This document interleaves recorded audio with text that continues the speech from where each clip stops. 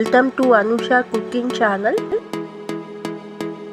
Hi friends, ఈరోజు నేను 2 recipes చేయబోతున్నా. ఒకటి రొయ్యల ఫ్రై, ఇంకోటి వచ్చి చారు లేదంటే రసం అంటే అందరికి తెలిసిందే, కానీ నేను చేసేది ఎట్లా ఉందో ఒకసారి కామెంట్ రూపంలో తెలపండి.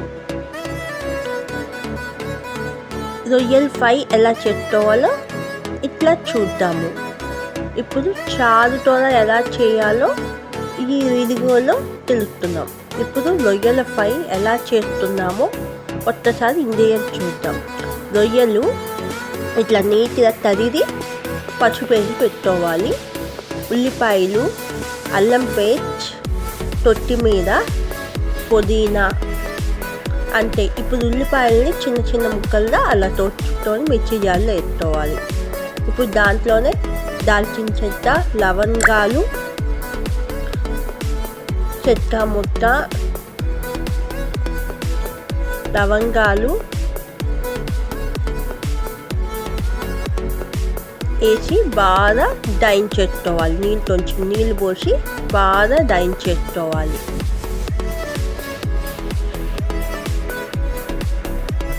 అలా దంచేసుకున్న తర్వాత ఇప్పుడు స్టవ్ వెలిగించి బాండీలు పెట్టుకొని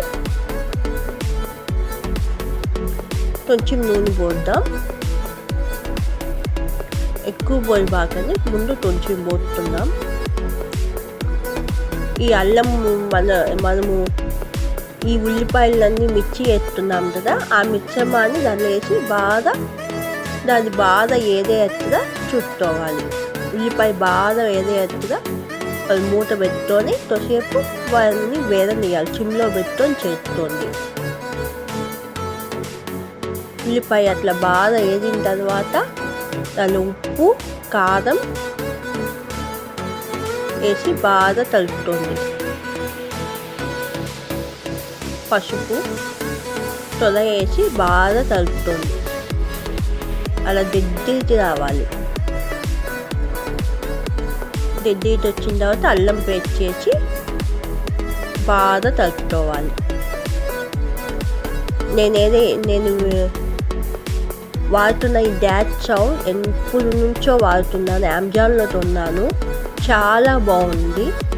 ఒకసారి లింక్ డిస్క్రిప్షన్లో ఇస్తాను, చూడండి. అట్లా బాగా టమాటా అట్లా బాగా ఉల్లిపాయ వేగిన తర్వాత దాంట్లో రొయ్యలు వేసుకోవాలి.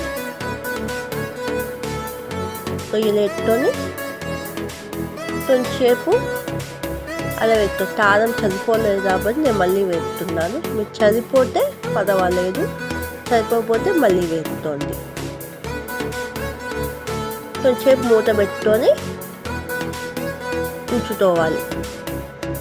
బాగా వేగిన తర్వాత రొయ్యలకి బాగా అది మనము ఉల్లిపాయలు అవి వేసి ముందు చేసాం కదా, అది బాగా పట్టేసిన తర్వాత కొంచెం నీళ్ళు పోసుకొని దాన్ని కొంచెం ఉడకనియాలి.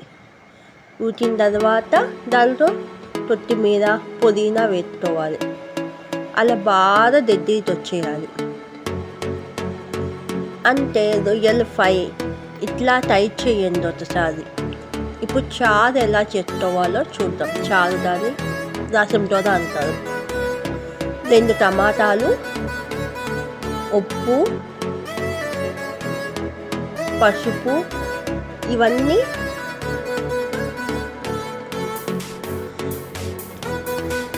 ముందు తాలింపు గింజలు వేసుకోవాలి. ఒక మిర్చి జాడితోని దాంట్లో మిరియాలు, మినప్పప్పు, వెల్లుల్లి వేసి బాగా మిర్చి పట్టాలి. అలా మిర్చి పట్టిన తర్వాత ఒక గిన్నె తీసుకొని దానిలో టమాటాలు, చింతపండు కొంచెము, కొత్తిమీర, ఉప్పు వేసి నీళ్ళు పోసి బాగా చేత్తో పెట్టాలి. చేత్తో పెంచితే భలే రుచిగా ఉంటుంది. బాగా పెట్టాలి. దానిలో పసుపుతో వేసుకొని బాగా పెట్టాలి. టమాటాలంతా బాగా నలిగిపోయేట్టుగా పెట్టాలి.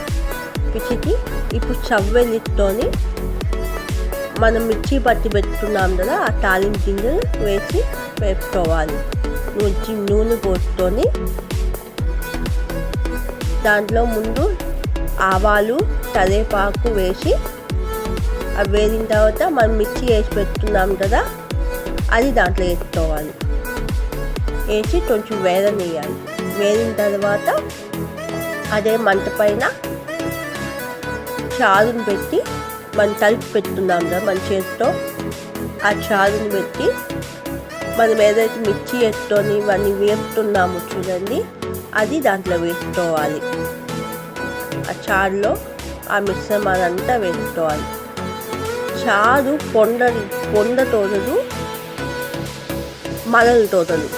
కొంచెం అట్లా పొందొచ్చిన వెంటనే తీసేయాలి. మలుగితే బాగా చారు. ఎంతో రుచికరమైన చారు ఇట్లా